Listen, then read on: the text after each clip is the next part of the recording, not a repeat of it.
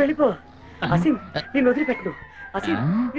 ఆరి దుర్మార్గుడా, ఒకే కలలో నయనతార అసీను ఇద్దరు కావాల్సి వచ్చారా నీకు? చెయ్యి వదలవా? నీ చెయ్యే సరిగ్గా లేదు కదరా. ఈ స్థలం వాస్తు బాలేదు, ప్లేస్ చేంజ్ చేద్దాం. ఏంట్రా ఇది? నా సొంత కాలే రమ్మన్నప్పుడు రాకుండా స్ట్రైక్ చేస్తోంది. ఏం జరుగుతోంది ఇక్కడ?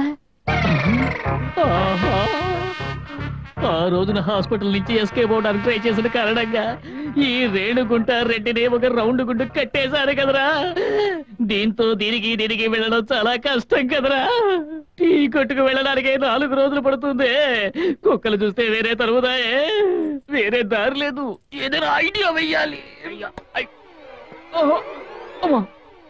దీని లుంగిలో దాచి మేనేజ్ చేయడానికి రేణుగుంట రెడ్డి ఏదైనా ఐడియా వెయ్యాలి. డాక్టర్, మన జనాలకి హైడ్రోసిల్ అంటే వరి బీజం గురించి వివరణ తెలియదే. ఏం డాక్టర్, మనం ఎంతమంది కానీ వివరంగా చెప్పగలం? అటు చూసారా, ఒక ముసలాడు హైడ్రోసెల్ తో నడవలేక నడుస్తూ వస్తున్నాడు.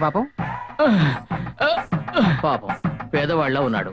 అతనికి మనం ఇక్కడ ఉచిత క్యాంపు గురించి చక్కగా చెప్పి ఫ్రీగా ఆపరేషన్ చేద్దాం. Okay doctor. హృదయం ఎక్కడున్నది, హృదయం ఎక్కడున్నది, నీ చుట్టూనే తిరుగుతున్నది.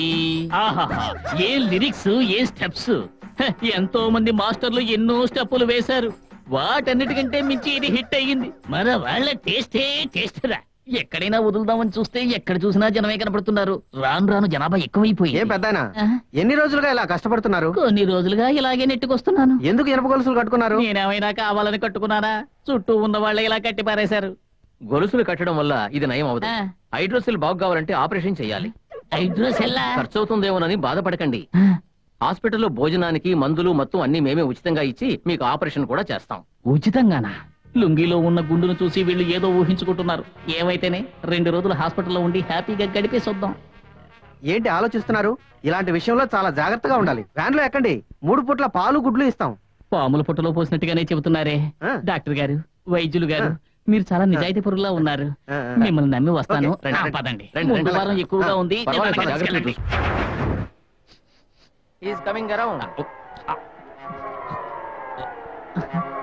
ఏంటిది? పాలు గుడ్లు ఇస్తారని చెప్పి తీసుకొచ్చి నన్నే ఒక మూటలా పడుకోపెట్టి అటు ఇటు కదలకుండా చేశారే. అసలు ఇక్కడ ఏం జరిగింది? కంగారు పడకండి, మీకు చేసిన ఆపరేషన్ సక్సెస్. ఆపరేషన్? అది ఒక ఇరపగుడ్డు కదా, దేనికోసం ఆపరేషన్ చేశారు? మీరు మమ్మల్ని మోసం చేశారు. మీకు మేము మొత్తం అందించి ఆపరేషన్ థియేటర్ కి తీసుకెళ్లిన తర్వాతే అది వాపు కాదు, మామూలు ఇనుపగుండని మాకు తెలిసింది. అసలు విషయం తెలిసింది కదా డాక్టర్. కత్తెలాగూ చేతిలోకి తీసుకున్నాం. ఆ తర్వాత ఆపరేషన్ చేయబోతే బాగుంటుందా? మరి ఏంటండి కసాయి వాళ్ళగా మాట్లాడుతున్నారు? అందువల్లే రేషన్ బియ్యం ఆపరేషన్ చేసేసాం. బియ్యం ఆపరేషన్?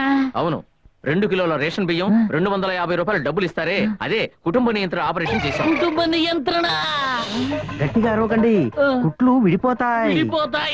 మిస్టర్, మీలాగా బాధ్యత వహించిన ముష్టి వాళ్ళ వల్లే దేశంలో జనాభా ఎక్కువైపోతుంది. ముష్టి వాళ్ళు లేకుండా చేయలేం కదా డాక్టర్. మీ వయస్సుని, ప్రజా సంక్షేమాన్ని దృష్టిలో ఉంచుకుని ఈ ఆపరేషన్ దిగ్విజయంగా పూర్తి చేశాం. అలాగా? ఫ్యూజ్ పీకేసామని చెప్పకుండా టీవీలో డాక్టర్లా వివరంగా చెప్తున్నారే. ఇదిగోండి 250 రూపాయల డబ్బులు. బ్యాగ్ బియ్యం. రేషన్ బియ్యం ఇచ్చారు, ఇక ఉచిత గృహాలు ఎప్పుడు ఇస్తారు? ఇచ్చినా కూడా ప్రయోజనం లేదు. మీరు ఉచిత కరెంటే ఇవ్వరు కదయ్యా.